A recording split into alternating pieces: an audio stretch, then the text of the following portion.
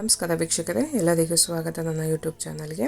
ಇವತ್ತಿನ ವಿಡಿಯೋದಲ್ಲಿ ನಾನು ನಿಮಗೆ ತಿಳಿಸ್ಕೊಡ್ತಾ ಇರೋದು ಕರ್ನಾಟಕದ ಪ್ರಸಿದ್ಧ ಟ್ರೆಕ್ಕಿಂಗ್ ಸ್ಥಳಗಳಾದ ಕುದುರೆಮುಖ, ಗಂಗಡಿಕಲ್ಲು, ಬಂಡಜ್ಜಿ ಜಲಪಾತ, ಬಳ್ಳರಾಯನ ದುರ್ಗ, ನೇತ್ರಾವತಿ ಸೇರಿದಂತೆ ಯಾವುದೇ ಟ್ರೆಕ್ಕಿಂಗ್ಗೆ ಹೋಗಬೇಕಾಗಾದರೆ ಮೊದಲು ನೀವು ಕರ್ನಾಟಕ ಅರಣ್ಯ ಇಲಾಖೆಯ ಅಧಿಕೃತ ವೆಬ್ಸೈಟ್ನಲ್ಲಿ ಆನ್ಲೈನ್ ಟಿಕೆಟ್ ಬುಕ್ಕಿಂಗ್ ಮಾಡಲೇಬೇಕು. ಆದರೆ ಹಲವರಿಗೆ ಯಾವ ವೆಬ್ಸೈಟ್ನಲ್ಲಿ ಬುಕ್ ಮಾಡಬೇಕು, ಸ್ಲಾಟ್ನ ಹೇಗೆ ಆಯ್ಕೆ ಮಾಡಬೇಕು, ಪೇಮೆಂಟ್ ಹೇಗೆ ಮಾಡಬೇಕು ಮತ್ತು ಈ ಟಿಕೆಟ್ನ ಹೇಗೆ ಡೌನ್ಲೋಡ್ ಮಾಡ್ಕೋಬೇಕೆಂಬುದೇ ಗೊತ್ತಿರೋದಿಲ್ಲ. ಈ ಒಂದು ವಿಡಿಯೋ ನೋಡಿದ್ರೆ ಸಾಕು, ಟ್ರೆಕ್ಕಿಂಗ್ ಬುಕ್ಕಿಂಗ್ನ ಸಂಪೂರ್ಣ A to Z ಪ್ರಕ್ರಿಯೆನ ಯಾವುದೇ ತಪ್ಪಿಲ್ಲದೆ ಸ್ಟೆಪ್ ಬೈ ಸ್ಟೆಪ್ ಆಗಿ ಸರಳವಾಗಿ ನಿಮಗೆ ತಿಳಿಸ್ಕೊಡ್ತಾ ಇದ್ದೀನಿ. ಆದ್ದರಿಂದ ಈ ವಿಡಿಯೋನ ಕೊನೆಯವರೆಗೂ ತಪ್ಪದೆ ನೋಡಬೇಕಾಗತ್ತೆ. ಯಾವ ರೀತಿ ಅಪ್ಲೈ ಮಾಡೋದು ಪ್ರತಿಯೊಂದು, ಯಾವ ರೀತಿ ರಿಜಿಸ್ಟ್ರಿಂದ ಹಿಡಿದು ರಿಜಿಸ್ಟರ್ ಆಗಿ ಲಾಗಿನ್ ಆಗಿ ಪ್ರತಿಯೊಂದು ನಿಮ್ಮ ಪ್ರಿಂಟ್ನ ಕೈ ತೊಗೊಳೋವರೆಗೂ ತಿಳಿಸ್ಕೊಡ್ತಾ ಹೋಗ್ತೀನಿ. ಬನ್ನಿ, ಯಾವ ರೀತಿ ಅಪ್ಲೈ ಮಾಡೋದು ಅನ್ನೋದು ತಿಳಿಸ್ಕೊಡ್ತೀನಿ. ನಿಮ್ಮ ಫೋನಲ್ಲಿ ಗೂಗಲ್ ಓಪನ್ ಮಾಡ್ಕೋಬೇಕಾಗತ್ತೆ. ಗೂಗಲ್ ಓಪನ್ ಮಾಡಿ ನಿಮ್ಮ ಫೋನಲ್ಲೇ ಮಾಡ್ಕೋಬೋದು. ಗೂಗಲ್ ಓಪನ್ ಮಾಡಿಬಿಟ್ಟು ಸರ್ಚಲ್ಲಿ ಅರಣ್ಯ ವಿಹಾರ ಅಂತ ಅಂದ್ಬಿಟ್ಟು ಸರ್ಚ್ ಮಾಡಬೇಕಾಗತ್ತೆ. ಅರಣ್ಯ ವಿಹಾರ ಅಂತ ಹಾಕಿ ಸರ್ಚ್ ಕೊಟ್ಟರೆ ಲಿಂಕ್ ಓಪನ್ ಆಗುತ್ತೆ. ನೋಡ್ಬೋದು, ಇವಾಗ ಈ ಥರ ಲಿಂಕ್ ಓಪನ್ ಆಗಿದೆ. ಕರ್ನಾಟಕ ಸರ್ಕಾರ ಅಂತ ಅಂದ್ಬಿಟ್ಟು ಅರಣ್ಯ ವಿಹಾರ ಅಂತ ಅಂದ್ಬಿಟ್ಟು ಈ ಲಿಂಕ್ನ ನಾನು ಡಿಸ್ಕ್ರಿಪ್ಷನಲ್ಲಿ ಕೂಡ ಕೊಟ್ಟಿದ್ದೀನಿ, ಹೋಗಿ ಚೆಕ್ ಮಾಡ್ಬೋದು. ಆ ಲಿಂಕ್ ಮೇಲೆ ಕ್ಲಿಕ್ನ ಮಾಡಿ, ಕ್ಲಿಕ್ ಆಗಿದ ತಕ್ಷಣ ಈ ಥರ ವೆಬ್ಸೈಟ್ ಓಪನ್ ಆಗುತ್ತೆ. ಕರ್ನಾಟಕ ಸರ್ಕಾರದ ವೆಬ್ಸೈಟ್ ಇದು, ಅರಣ್ಯ ವಿಹಾರದ ವೆಬ್ಸೈಟ್ ಆಗಿರುತ್ತೆ, ಅರಣ್ಯ ಇಲಾಖೆಯ ವೆಬ್ಸೈಟ್ ಆಗಿರುತ್ತೆ. ಹೀಗೆ ಕೆಳಗಡೆ ಬರಬೇಕಾಗುತ್ತೆ. ಇಲ್ಲಿ ಕನ್ನಡ, ಇಂಗ್ಲೀಷ್ ಲ್ಯಾಂಗ್ವೇಜ್ ಕೂಡ ಚೇಂಜ್ ಮಾಡ್ಕೋಬೋದು. ನೋಡ್ಬೋದು ಮೇಲ್ಗಡೆ ರೈಟಲ್ಲಿ ಕನ್ನಡ ಬೇಕಾ ಕನ್ನಡ ತೊಗೋಬೋದು, ಇಂಗ್ಲೀಷ್ ಬೇಕಾದ್ರೆ ಇಂಗ್ಲೀಷ್ ಲ್ಯಾಂಗ್ವೇಜ್ ಕೂಡ ನೀವು ಚೇಂಜ್ ಮಾಡ್ಕೋಬೋದು. ಇಲ್ಲಿ ಲಾಗಿನ್ ಅಂತ ಇದೆಯಲ್ಲ, ಲಾಗಿನ್ ಮೇಲೆ ಕ್ಲಿಕ್ನ ಮಾಡಿ, ಕ್ಲಿಕ್ ಆಗಿದ ತಕ್ಷಣ ಈ ಥರ ಲಾಗಿನ್ ಪೇಜ್ ಓಪನ್ ಆಗುತ್ತೆ. ಇನ್ನೂ ರಿಜಿಸ್ಟರ್ ಮಾಡ್ಕೊಂಡಿಲ್ಲ ಅಂದರೆ ಲಾಗಿನ್ ಆಗೋದಿಲ್ಲ.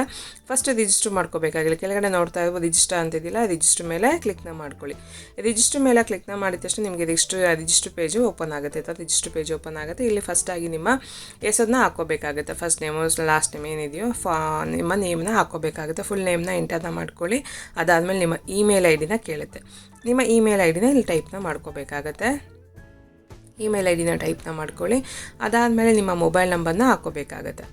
ಇಮೇಲ್ ಐ ಡಿನ ಕೊಟ್ಟಾದ್ಮೇಲೆ ನಿಮ್ಮ ಮೊಬೈಲ್ ನಂಬರ್ನ ಎಂಟರ್ನ ಮಾಡಿ ಗೆಟ್ OTP ಅನ್ನೋ ಆಪ್ಷನ್ ಮೇಲೆ ಕ್ಲಿಕ್ನ ಮಾಡ್ಕೋಬೇಕಾಗತ್ತೆ. ನೋಡ್ಬೋದು, ಇಲ್ಲಿ ಇಮೇಲ್ ಐ ಡಿನ ತಪ್ಪಿಲ್ಲದೆ ಕೊಡಬೇಕಾಗತ್ತೆ. ನೋಡ್ಕೊಂಡು ಟೈಪ್ನ ಮಾಡ್ಕೊಳ್ಳಿ. ಅದಾದಮೇಲೆ ಇಲ್ಲಿ ಮೊಬೈಲ್ ನಂಬರ್ನ ಕೊಡ್ತಾನೆ. ಅದಾದಮೇಲೆ ಗೆಟ್ OTP ಮೇಲೆ ಕ್ಲಿಕ್ನ ಮಾಡಿ ನೆಕ್ಸ್ಟ್ ಒಂದು ಬಾಕ್ಸ್ ಓಪನ್ ಆಗುತ್ತೆ. ಏನು ಆ ಮೊಬೈಲ್ ನಂಬರ್ ಎಂಟರ್ ಮಾಡಿದೆ ಆ ನಂಬರ್ಗೊಂದು OTP ಆಗುತ್ತೆ. ಬಂದಂಥ OTPನ ಇಲ್ಲ ಎಂಟರ್ನ ಮಾಡಿಕೊಂಡು ವೆರಿಫೈ OTP ಮೇಲೆ ಕ್ಲಿಕ್ನ ಮಾಡ್ಕೋಬೇಕಾಗತ್ತೆ. ನೋಡ್ಬೋದು, ಬಂದಂಥ OTPನ ಎಂಟರ್ನ ಮಾಡಿದ್ದೀನಿ. ವೆರಿಫೈ OTP ಮೇಲೆ ಕ್ಲಿಕ್ನ ಮಾಡಿ, ಕ್ಲಿಕ್ ಆಗಿದ ತಕ್ಷಣ ವೆರಿಫೈ ಆಗುತ್ತೆ, ಮೊಬೈಲ್ ವೆರಿಫೈ ಆಗುತ್ತೆ. ಅದಾದಮೇಲೆ ಇಲ್ಲಿ ನಿಮ್ಮ ಪಾಸ್ವರ್ಡ್ನ ಕ್ರಿಯೇಟ್ನ ಮಾಡ್ಕೋಬೇಕಾಗುತ್ತೆ. ಪಾಸ್ವರ್ಡ್ ನೀವು ಯಾವ ರೀತಿ ಬೇಕು ನೀವು ಕ್ರಿಯೇಟ್ನ ಮಾಡ್ಕೋಬೋದು. ಕ್ಯಾಪಿಟಲ್ಲು, ಸ್ಮಾಲು, ನಂಬರ್ಸು ಮತ್ತು ಸ್ಪೆಷಲ್ ಕ್ಯಾರೆಕ್ಟರ್ ಇಷ್ಟು ಮಿಕ್ಸ್ ಮಾಡಿ ಪಾಸ್ವರ್ಡ್ನ ಹಾಕ್ಕೊಂಡು ಅದೇ ರೀತಿ ಪಾಸ್ವರ್ಡ್ ಕನ್ಫರ್ಮ್ ಪಾಸ್ವರ್ಡ್ನ ಹಾಕ್ಕೊಂಡು ಅದಾದಮೇಲೆ ಇಲ್ಲಿ ರಿಜಿಸ್ಟರ್ ಅಂತಿದೆಯಲ್ಲ, ರಿಜಿಸ್ಟರ್ ಮೇಲೆ ಕ್ಲಿಕ್ನ ಮಾಡ್ಕೊಳ್ಳಿ. ಕ್ಲಿಕ್ ಆಗಿದ ತಕ್ಷಣ ನಿಮಗೆ ರಿಜಿಸ್ಟರ್ ಆಗುತ್ತೆ. ಹಾಗೆ ಲಾಗಿನ್ ಕೂಡ ಆಗುತ್ತೆ. ಇಲ್ಲಾಂದರೆ ಲಾಗಿನ್ ಆಗಿಲ್ಲ ಅಂದರೆ ನೀವು ವಾಪಸ್ ಲಾಗಿನ್ ಪೇಜೇ ಬರುತ್ತೆ. ಇಲ್ಲಿ ಈ ಥರ ಲಾಗಿನಲ್ಲಿ ಏನು ಇಮೇಲ್ ಐ ಡಿ ಕೊಟ್ಟಿರ್ತೀರಲ್ಲ ಇಮೇಲ್ ಐ ಡಿನ ಹಾಕ್ಕೋಬೇಕಾಗತ್ತೆ. ಲಾಗಿನ್ ರಿಜಿಸ್ಟರ್ ಟೈಮಲ್ಲಿ ನೀವೇನು ಇಮೇಲ್ ಐ ಡಿ ಕೊಟ್ಟಿರ್ತೀರಲ್ಲ ಇಮೇಲ್ ಐ ಡಿನ ಹಾಕ್ಕೊಳ್ಳಿ.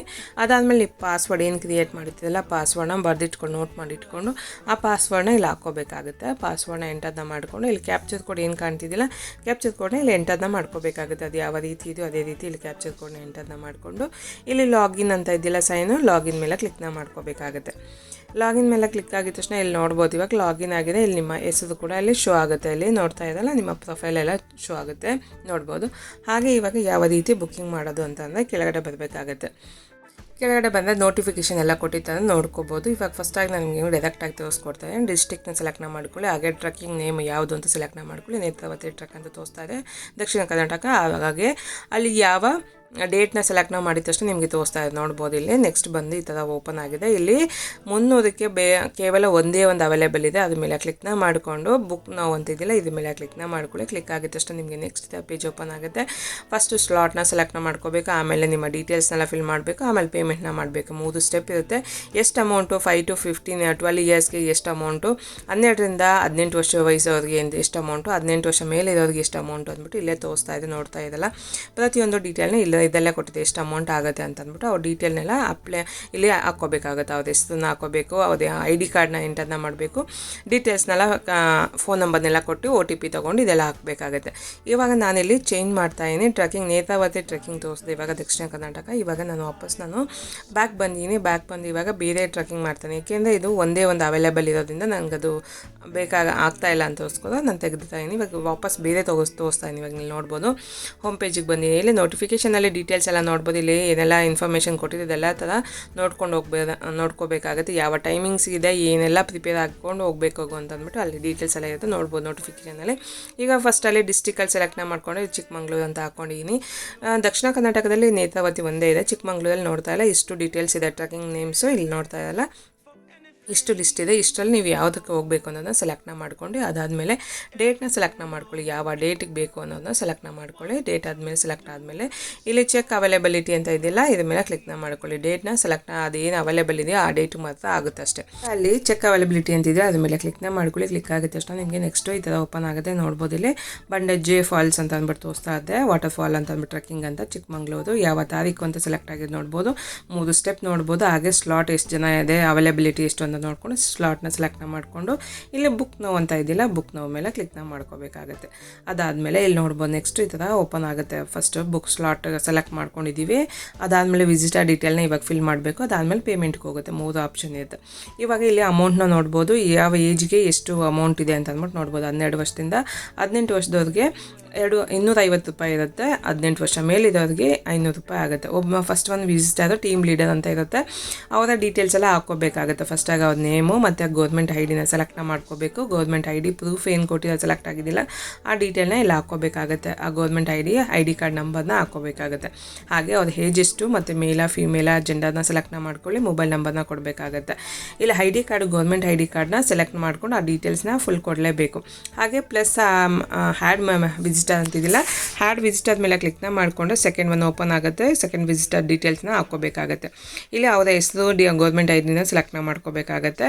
ಇಲ್ಲಿ 3 ಜನ ಮಿನಿಮಮ್ 3 ವಿಸಿಟರ್ನ ಒಂದು ಡೀಟೇಲಲ್ಲಿ ಮಾಡೋಕ್ಕಾಗುತ್ತೆ, ಒಬ್ಬರಿಗೆ ಆಗೋದಿಲ್ಲ. ಇಲ್ಲಿ ನೋಡ್ಬೋದು ಇವಾಗ ಇಲ್ಲಿ ನೆಕ್ಸ್ಟ್ ಒಂದು ಹಾಕೊತಾ ಏನೇ ವೋಟರ್ ಐಡಿ ಕಾರ್ಡ್ ಇದೆ ನೋಡ್ಬೋದು. ಇಲ್ಲಿ ಏನೆಲ್ಲ ಡಾಕ್ಯುಮೆಂಟ್ಸ್ ಇದೆ ಅಂತ ಅಂದ್ಬಿಟ್ಟು PAN card, ration card, DL, voter card ಇಷ್ಟೇ ಇರುತ್ತೆ. ಆಧಾರ್ ಕಾರ್ಡ್ ಇರೋದಿಲ್ಲ. ವೋಟರ್ ಐಡಿ ಕಾರ್ಡ್ ಇಲ್ಲ ಪಾನ್ ನಂಬರ್ನ ಹಾಕೋಬೇಕಾಗುತ್ತೆ. ಇಲ್ಲಿ ಪಾನ್ ಕಾರ್ಡ್ ಅಂತ ಸೆಲೆಕ್ಟ್ನ ಮಾಡ್ಕೊಂಡು ಪಾನ್ ಕಾರ್ಡ್ ID ನಂಬರ್ನ ಎಂಟರ್ನ ಮಾಡ್ಕೊತಾ ಇದ್ದೀನಿ. ಹಾಗೆ ಇಲ್ಲಿ ಅವರ ಏಜ್ ಹಾಕ್ಕೋಬೇಕಾಗುತ್ತೆ. ಜೆಂಡರ್ನ ಸೆಲೆಕ್ಟ್ನ ಮಾಡ್ಕೋಬೇಕು. ಮೊಬೈಲ್ ನಂಬರ್ನ ಎಂಟರ್ನ ಮಾಡ್ಕೋಬೇಕಾಗುತ್ತೆ. ಇಷ್ಟು ಹಾಕ್ಕೊಂಡಾದ್ಮೇಲೆ ಇಲ್ಲಿ ನೆಕ್ಸ್ಟ್ ಹ್ಯಾಡ್ ವಿಸಿಟರ್ ಅಂತ ಇದಿಲ್ಲ ಅದ್ರ ಮೇಲೆ ಕ್ಲಿಕ್ನ ಮಾಡಿಕೊಂಡ್ರೆ ಥರ್ಡ್ ಒಂದು ಆಪ್ಷನ್ ಓಪನ್ ಆಗುತ್ತೆ. ಥರ್ಡ್ ಪರ್ಸನ್ದು ಅವರ ಡೀಟೇಲ್ ಕೂಡ ಇಲ್ಲಿ ಹಾಕ್ಕೋಬೇಕಾಗತ್ತೆ. 3 ಜನಕ್ಕೆ ಒಂದು ಟಿಕೆಟಲ್ಲಿ ಒಂದು ಲಾಗಿನಲ್ಲಿ 3 ಜನಕ್ಕೆ ಅಷ್ಟೇ ಆಗೋದು. ಇನ್ನೊಂದು ಲಾಗಿನ್ ಮಾಡಬೇಕು ಅಂತಂದರೆ ನೀವು ಇನ್ನೊಂದು ಲಾಗಿನ್ ಕ್ರಿಯೇಟ್ ಮಾಡ್ಕೊಂಡು ಹಾಕ್ಕೋಬೇಕಾಗತ್ತೆ. ಅದೇ ರೀತಿ ಇಲ್ಲಿ ನೋಡ್ಬೋದು ಇವಾಗ ಥರ್ಡ್ ಒಂದು ಆ್ಯಡ್ ಮಾಡ್ಕೊಂಡು ಅವ್ರ ಹೆಸರು ಮತ್ತು ID ಕಾರ್ಡ್ನ ಸೆಲೆಕ್ಟ್ನ ಮಾಡಿಕೊಂಡು ID ಕಾರ್ಡ್ ನಂಬರ್ನ ಎಂಟರ್ನ ಮಾಡಿಕೊಂಡು ಏಜು ಮತ್ತು ಜೆಂಡರ್ನ ಸೆಲೆಕ್ಟ್ನ ಮಾಡ್ಕೊಂಡು ಮೊಬೈಲ್ ನಂಬರ್ನ ಎಂಟರ್ನ ಮಾಡ್ಕೋಬೇಕಾಗತ್ತೆ. ಇಲ್ಲಿ ನೋಡ್ಬೋದು ನೆಕ್ಸ್ಟ್ ಬೇಕಾದ್ರೆ ನೀವು ಇಲ್ಲಿ ಮೊಬೈಲ್ ನಂಬರ್ನ ಎಂಟರ್ ಆದಮೇಲೆ ಹ್ಯಾಡ್ ವಿಸಿಟ್ ಅಂತ ನೆಕ್ಸ್ಟ್ ಒಂದು ಕೊಟ್ಟರೆ ನಿಮಗೆ ತೊಗೊಳೋದಿಲ್ಲ. ಓನ್ಲಿ ಮಿನಿಮಮ್ 3 ಜನ ತೊಗೊಳೋದು, 3 ಜನಕ್ಕಿಂತ ಮೇಲೆ ತೊಗೊಳೋದಿಲ್ಲ ಅಂತ ತೋರಿಸ್ತಾ ಇದೆ. ಇದಾದಮೇಲೆ ಇವಾಗ ಇಲ್ಲಿ OTP ಅಥೆಂಟಿಕೇಶನ್ ಅಂತ ಇದೆ ನೋಡ್ತಾ ಇದೆಲ್ಲ. ಇಲ್ಲಿ ಥರ್ಡ್ ಒನ್ ಆಗೋದಿಲ್ಲ, ತೊಗೊಳೋದಿಲ್ಲ. ಓನ್ಲಿ 3 ಜನ ಮಿನಿಮಮ್ 3 ಜನ ವಿಸಿಟರ್ ಇರೋದ್ರಿಂದ ತೊಗೊಳೋದಿಲ್ಲ. ಇವಾಗ ಗೆಟ್ OTP ಮೇಲೆ ಕ್ಲಿಕ್ನ ಮಾಡಿ ಏನೇ ಕೊಟ್ಟಿದ ತಕ್ಷಣ ಏನು ಮೊಬೈಲ್ ನಂಬರ್ ಫಸ್ಟ್ ವಿಸಿಟರ್ ಕೊಟ್ಟಿದ್ದಲ್ಲ ಟೀಮ್ ಲೀಡರ್ ಅಂತ ಇತ್ತಲ್ಲ ಫಸ್ಟ್ ಒನ್, ಅದಕ್ಕೆ ನಿಮಗೆ OTP ಹೋಗಿರುತ್ತೆ. ಆ ನಂಬರ್ಗೆ ಒಂದು OTP ಹೋಗಿರುತ್ತೆ. ಬಂದಂಥ OTPನ ಇಲ್ಲಿ ಬಾಕ್ಸಲ್ಲಿ ಎಂಟರ್ನ ಮಾಡ್ಕೋಬೇಕು. ಎಂಟರ್ ಮಾಡಾದ್ಮೇಲೆ ಇಲ್ಲಿ ವೆರಿಫೈ OTP ಅನ್ನೋ ಆಪ್ಷನ್ ಮೇಲೆ ಕ್ಲಿಕ್ನ ಮಾಡಿ. ಕ್ಲಿಕ್ ಆಗಿದ ತಕ್ಷಣ OTP ವೆರಿಫೈಡ್ ಸಕ್ಸಸ್ಫುಲ್ ಅಂತ ಅಂದ್ಬಿಟ್ಟು ತೋರಿಸ್ತಾ ಇದೆ. ಅದಾದಮೇಲೆ ಇಲ್ಲಿ term and condition check box ಮೇಲೆ ಕ್ಲಿಕ್ನ ಮಾಡ್ಕೋಬೇಕು. ಕ್ಲಿಕ್ ಆದಮೇಲೆ ಇಲ್ಲಿ ಕೆಳಗಡೆ ಈ ಚೆಕ್ ಬಾಕ್ಸಲ್ಲಿ ಏನಿದೆಯಲ್ಲ ಅದನ್ನು ಎಂಟರ್ನ ಮಾಡ್ಕೋಬೇಕಾಗತ್ತೆ. ಕ್ಯಾಪ್ಚರ್ ಕೊಡನ್ನ ಎಂಟರ್ನ ಮಾಡ್ಕೋಬೇಕು. ಇಲ್ಲಿ ನೋಡ್ತಾ ಇಲ್ಲ ಗೊತ್ತಾಗಿಲ್ಲ ಅಂದರೆ ರಿಫ್ರೆಶ್ ಮಾಡಿಕೊಂಡು ಚೇಂಜ್ ಮಾಡ್ಕೊಳ್ಬೇಕಾದ್ರೆ ಈಸಿ ಆಗೋಂಥದ್ದನ್ನ ನೀವು ಇಲ್ಲಿ ಟೈಪ್ನ ಮಾಡ್ಕೋಬೇಕಾಗತ್ತೆ. ಅದಾದಮೇಲೆ ಇಲ್ಲಿ ಪ್ರೊಸೀಡ್ ಟು ಪೇ ಅಂತ ಇದೆಯಲ್ಲ ಆಪ್ಷನ್ನು, ಇದ್ರ ಮೇಲೆ ಕ್ಲಿಕ್ನ ಮಾಡ್ಕೋಬೇಕು. ಕ್ಲಿಕ್ ಆಗಿದ ತಕ್ಷಣ ನಿಮಗೆ ನೆಕ್ಸ್ಟ್ ಪೇಜ್ ಈ ಥರ ಓಪನ್ ಆಗಿದೆ. ಇಲ್ಲಿ ಪೇಮೆಂಟ್ ಆಪ್ಷನ್ ಓಪನ್ ಆಗಿದೆ. ಇಲ್ಲಿ ಪೇಮೆಂಟ್ ಯಾವ ರೀತಿ ಪೇಮೆಂಟ್ ಮಾಡ್ತೀವಿ ಅನ್ನೋದು ಸೆಲೆಕ್ಟ್ನ ಮಾಡ್ಕೋಬೋದು. Credit card, debit card, net banking, UPI, wallet ಅಂತ ಇದೆ. ನಾನು ಇಲ್ಲಿ UPI ಅಂತ ಸೆಲೆಕ್ಟ್ನ ಮಾಡ್ಕೊತಾ ಇದ್ದೀನಿ. ನಿಮ್ಗೆ ಯಾವ ಅನುಕೂಲ ಆಗುತ್ತೋ ಅದನ್ನು ನೀವು ಸೆಲೆಕ್ಟ್ನ ಮಾಡ್ಕೋಬೋದು. ಹಾಗೆ ಇಲ್ಲಿ ಕ್ಲಿಕ್ ಆದಮೇಲೆ ಇಲ್ಲಿ ಶೋ QR ಅಂತ ಇದಿಲ್ಲ, ಶೋ QR ಮೇಲೆ ಕ್ಲಿಕ್ನ ಮಾಡ್ಕೊಂಡು ಕ್ಲಿಕ್ ಆಗಿದ ತಕ್ಷಣ QR ಕೋಡ್ ಈ ಥರ ಓಪನ್ ಆಗಿದೆ. ಇಲ್ಲಿ ಪೇಮೆಂಟ್ನ ಮಾಡ್ಕೋಬೋದಾಗುತ್ತೆ. ನೀವು ಈಸಿಯಾಗಿ ಸ್ಕ್ಯಾನ್ ಮಾಡಿಕೊಂಡು ಫೋನ್ಪೇ, ಗೂಗಲ್ ಪೇ ಮುಖಾಂತರ ಪೇಮೆಂಟ್ನ ಮಾಡ್ಬೋದಾಗತ್ತೆ. ಯಾವುದೇ ಕಾರಣಕ್ಕೂ ನೀವು ಇಲ್ಲಿ ನೋಡ್ಬೋದು, ಇಲ್ಲಿ ನೋಟಲ್ಲಿ ಕೊಡಲಾಗಿದೆ. ಯಾವುದೇ ಕಾರಣಕ್ಕೂ ನೀವು ವಾಪಸ್ ಬ್ಯಾಕು ಹೋಗಬಾರ್ದು, ಇಲ್ಲಾಂದರೆ ನಿಮ್ಮ ಪೇಮೆಂಟ್ ಸಕ್ಸಸ್ ಆಗಲ್ಲ ಅಂತ ಅಂದ್ಬಿಟ್ಟು ತೋರಿಸ್ತಾ ಇದೆ. QR ಕೋಡಿಂದ ನೀವೇ ವಾಪಸ್ ಹೋಗಬಾರ್ದು. ಪೇಮೆಂಟ್ ಆಗಿದೆ ಫೋನಲ್ಲಿ ಸ್ಕ್ಯಾನ್ ಮಾಡಿ ಪೇಮೆಂಟ್ ಆಗಿದೆ ಅಂತ ಆಗಿದ ತಕ್ಷಣ ನೀವು ಬ್ಯಾಕ್ ಹೋಗಬೇಡಿ. ಅದಾಗದೆ ಆಟೋಮೆಟಿಕ್ ಅದು ವಾಪಸ್ ಬ್ಯಾಕ್ ಬರೋವರೆಗೂ ವೆಯ್ಟ್ ಮಾಡಬೇಕಾಗುತ್ತೆ. ಅದಕ್ಕೂ ಮುಂಚೆ ನೀವೇನೋ ಬ್ಯಾಕ್ ಹೋಯಿತು ಅಂದರೆ ನಿಮ್ಮ ಪೇಮೆಂಟು ಕಟ್ಟಾದರೂ ಕೂಡ ವಾಪಸ್ ಸಿಗೋದು ಚಾನ್ಸಸ್ ಕಮ್ಮಿ ಇರುತ್ತೆ. ಆದಮೇಲೆ ನೋಡ್ಬೋದು ಇವಾಗ ಇಲ್ಲಿ ಬುಕ್ಕಿಂಗ್ ಆಗಿದೆ, ಇಲ್ಲಿ ಸಕ್ಸಸ್ಫುಲ್ ಆಗಿದೆ. ಅದ್ರ ಮೇಲೆ ಕ್ಲಿಕ್ನ ಮಾಡಿ. ಕ್ಲಿಕ್ ಆಗಿದ ತಕ್ಷಣ ಈ ಥರ ಬುಕ್ಕಿಂಗ್ಸ್ ಓಪನ್ ಆಗಿದೆ. ಇಲ್ಲಿ ತ ನೋಡ್ಬೋದು ಯಾವ ಡೇಟು ಎಲ್ಲಿಗೆ ಏನು ಅಂತೆಲ್ಲ ಡೀಟೇಲ್ಸ್ ಎಲ್ಲ ಓಪನ್ ಆಗಿದೆ. ಇಲ್ಲಿ ಪ್ರಿಂಟ್ ಅಂತ ಇದೆಯಲ್ಲ, ಪ್ರಿಂಟ್ ಮೇಲೆ ಕ್ಲಿಕ್ನ ಮಾಡ್ಕೊಂಡು ನೀವು ಬೇಕಾದರೆ ಡೌನ್ಲೋಡ್ನ ಮಾಡಿಕೊಂಡು ಸೇವ್ ಮಾಡಿ ಇಟ್ಕೋಬೋದು. ಇಲ್ಲಾಂದರೆ ಪ್ರಿಂಟೌಟ್ನ ಕೂಡ ತೊಗೋಬೋದಾಗುತ್ತೆ. ನೋಡೋದಲ್ಲ ಯಾವ ರೀತಿ ಮಾಡೋದು ಅಂತ. ಇದನ್ನು ಈ ಟಿಕೆಟ್ ತೊಗೊಂಡು ಹೋಗಬೇಕಾಗತ್ತೆ. ನೀವು ಟ್ರೆಕ್ಕಿಂಗ್ ಹೋಗಬೇಕಾಗಿದ್ರೆ ಈ ಟಿಕೆಟ್ನ ನೀವು ಆನ್ಲೈನಲ್ಲಿ ಬುಕ್ ಮಾಡಿಕೊಂಡೆ ಹೋಗಬೇಕಾಗತ್ತೆ. ನೀವು ಅಲ್ಲಿ ಹೋಗಿ ತೊಗೊತೀವಿ ಅಂದರೆ ಆಗೋದಿಲ್ಲ, ಆನ್ಲೈನಲ್ಲೇ ತೊಗೋಬೇಕಾಗತ್ತೆ. ನೋಡೋದಲ್ಲ ಯಾವ ರೀತಿ ಬುಕ್ ಮಾಡೋದು ಹೇಗೆ, ಯಾವ ರೀತಿ ಏನೆಲ್ಲ ರಿಜಿಸ್ಟರ್ ಮಾಡ್ಕೋಬೇಕು, ಯಾವ ರೀತಿ ಬುಕ್ ಮಾಡೋದು, ಪ್ರತಿಯೊಂದು ಡೀಟೇಲ್ ನಿಮಗೆಲ್ಲ ತಿಳಿಸ್ಕೊಟ್ಟಿನಿ. ಈ ವಿಡಿಯೋ ನಿಮಗೆಲ್ಲ ಯೂಸ್ಫುಲ್ ಆಯಿತು ಅಂದ್ಕೊಂಡು ಯೂಸ್ ಆಗಿದೆ. ಲೈಕ್ ಮಾಡಿ, ಶೇರ್ ಮಾಡಿ, ಕಮೆಂಟ್ ಮಾಡ್ತಿಸಿ. ಇನ್ನಷ್ಟು ಮತ್ತಷ್ಟು ಯೂಸ್ಫುಲ್ ವೀಡಿಯೋಸ್ಗಾಗಿ ನನ್ನ ಚಾನಲ್ನ ಸಬ್ಸ್ಕ್ರೈಬ್ ಆಗೋದನ್ನ ಮರಿಬೇಡಿ. ಸಿಗೋಣ ಮತ್ತೊಂದು ಹೊಸ video. Thank you for watching.